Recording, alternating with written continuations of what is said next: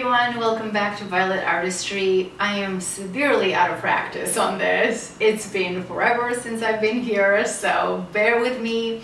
But today I want to come over here and share with you my top 5 favorite luxury foundations. I have spoken about my drugstore favorite foundations a while back. I will link that video below if you're still interested. Those haven't changed yet. I still love them, but in my professional kit, I do have more luxury foundation, obviously, and oddly enough, I have about 5 that I really love that I have purchased and just keep it aside for myself, even though I don't wear foundation on a daily basis. So yeah, today that's what I'm going to share with you, my top 5 luxury, so to speak, foundations. Now, a few things to keep in mind before we dive in. I do not have perfect skin, by all means, at all. I have, I want to say, oily to mixed skin, but my T-zone is pretty oily, and then the other parts of my face are very dry. And I suffer from hormonal acne. It comes and goes whenever it pleases. I haven't found anything yet that just completely, you know, takes it away. Good days and bad days.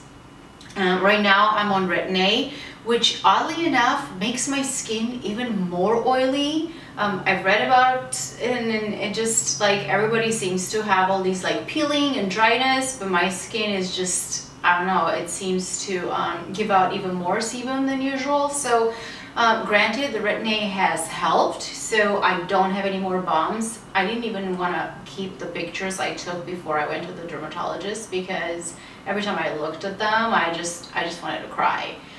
It was horrible. It was in my chin and neck area, and then my forehead started being all bumpy. So anyway, needless to say, right now it's been cleared out. It's nice and clear, so I'm enjoying wearing foundation and just giving my skin a little more like satiny finish and not piling up the concealers. So yeah, let's get started. My first foundation and my #1 choice, and I don't even know how to stress this enough, it is, in my opinion, quite simply put, it is just the best foundation there is. And I'm talking about Giorgio Armani Luminous Silk Foundation. I have worked with this foundation since 2006. When I was assisting a really good makeup artist. And I remember how much I saved and how much it was just painful, how much I saved and how long it took me to get a few shades in my professional kit in the beginning of my career. But to this day, I find it to be the most beautiful, suitable for all skin types foundation. And if you don't like this foundation, I'm sorry, you're doing something wrong when applying it. I'm just gonna say it, because over a decade of pro makeup artistry, and I haven't found one skin type that this foundation doesn't work on. Now, that being said, let's get a few details about this. So it retails for, I think, $64, and it comes in 31 shades, which is a good range, if I may say so. I find that it has a very radiant finish, very silky, just like the name, and no flashback because it doesn't have any SPF or anything. And it just blends beautifully with luminizers or liquid luminizer, liquid highlighters. I only mix this with liquid highlighters. I don't mix it with any moisturizers or primer, and I don't really use a primer for it. So yeah, that being said, main reason I like it, it gives the skin a truly natural glow, and you can layer it and layer this baby on without making the skin cakey or look like you're wearing a ton of makeup. So it's my #1 choice for myself, and it's my #1 choice in my pro kit. If you guys are interested in seeing what I have in my pro kit foundation wise, let me know in the comments below and we'll get to that. But yeah, #1. Second favorite foundation in my personal kit, it is the NARS Natural Radiant Longwear Foundation. This is a fairly new product for NARS. I used to wear the Sheer Glow foundation, which now resides in my kit. I loved it for years. It's still there, suitable for a lot of skin types, but this one in particular I really like because it has medium to buildable coverage, and it retails for, I wrote this down, there are way too many numbers, $49. So it's somewhat more accessible for 30 millimeters, $49, and it comes in 33 shades. It is lightweight, fade resistant. The formula is just beautiful. It mixes beautiful with face oils, it mixes beautiful with moisturizer if you need to, and also it's oil-free and fragrance-free. For best results though, I know that NARS recommends using this product without any primer. So try it with and without, see what your skin likes it. I don't really, like I said, I don't really use primers as much. So this goes right after a good, clean, moisturized skin. Third foundation in my favorite personal bag. It is a long-time favorite. My goodness, I've had this and repurchased it since it first came out. I don't even remember when it first came out. I think about 7 years ago. I remember I started using it in my kit too. Again, it was one of those expensive purchases, and I would get only like 3 or 4 colors and mix and match to customize for each client. But it is, again, one of the most beautiful foundations I have come across.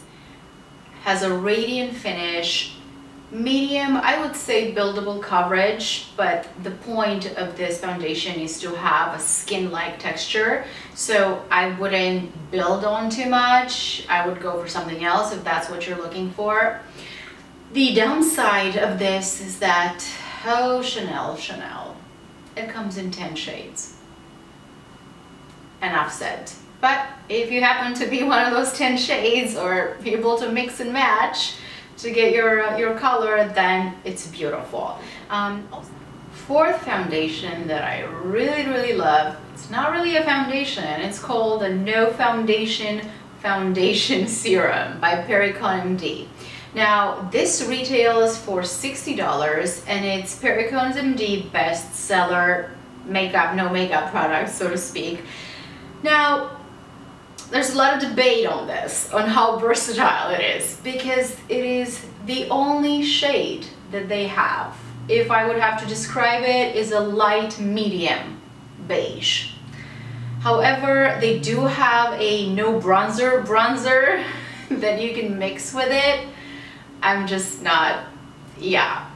Perricone MD, you gotta do something about this, because one universal shade, there's no such thing. However, again, if you are lucky enough to fit in this spectrum, it is one of the most beautiful natural matte finishes I've come across. I think it is a SPF 30, so honestly, I didn't test this on photos because it is a very sheer coverage. You can build it, but overall it's very light sheer coverage, so I'm not interested in taking pictures or using this in my pro kit. This is a very day-to-day foundation, so I like it on a day-to-day basis when my skin does look good, and it just adds that mattifying effect without making my skin cakey and looking like a mask. Now, it does minimizes the appearance of pores, which is very strange for such a sheer foundation, but it does. It just creates this silky light veil over your pores, and it just like, they disappear. And yeah, I highly recommend it if you do fit into this spectrum of coloring and you do like a very natural sheer glow. Last but not least, it's a very not so popular one. I don't really see people talking about it. It is the BareMinerals BarePro foundation.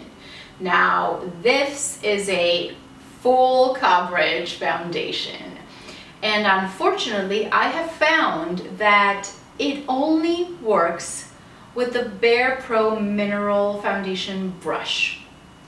I have tried it with the Beauty Blender, I have tried it with different kabuki brushes, with a flat foundation brush.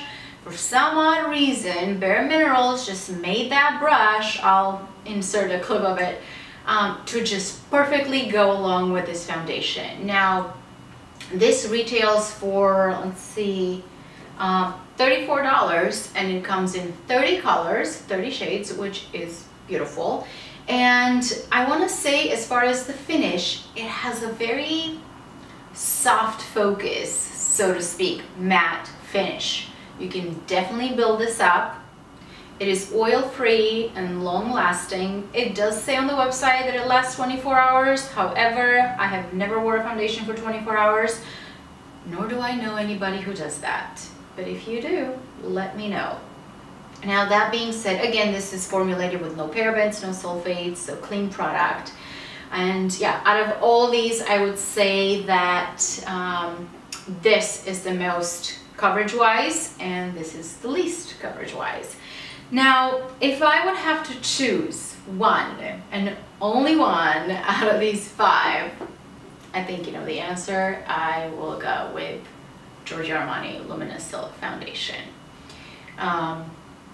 Again, my number 1, I like applying this with a beauty blender, sometimes with my fingers if I just want very little coverage, and I always start foundation application from the center of my face right here, or most of the redness occurs around my nose and the chin area where I have the leftover scarring from blemishes, and I just work it outwards. But yeah, these are my 5 top favorite luxury, so to speak, foundations. I really enjoy wearing them. Now throughout the summer, probably Perricone MD would be my number 1. However, I do find myself, because it's really hot in Southern California, here in LA, it gets like 105 degrees or more, and I do find myself gravitating towards more of CC creams or tinted moisturizers. Blurring sticks now they came out with, and I do have a little stash of that, so if you're interested in that, I'll be more than happy to make a video about it and show you guys my top 5 tinted moisturizer CC cream slash BB creams. I would love to share with you, but other than that, I hope that everyone is good, and I missed you guys. I'm sorry if I'm a little just like frazzled and all over the place. It's been a while, and I am talking a little bit funny from my Invisalign, but it takes a lot of trouble taking it in and out, so you're gonna have to bear with me for the next couple of months. But thank you for stopping by, and if you have any special requests, please leave them down below.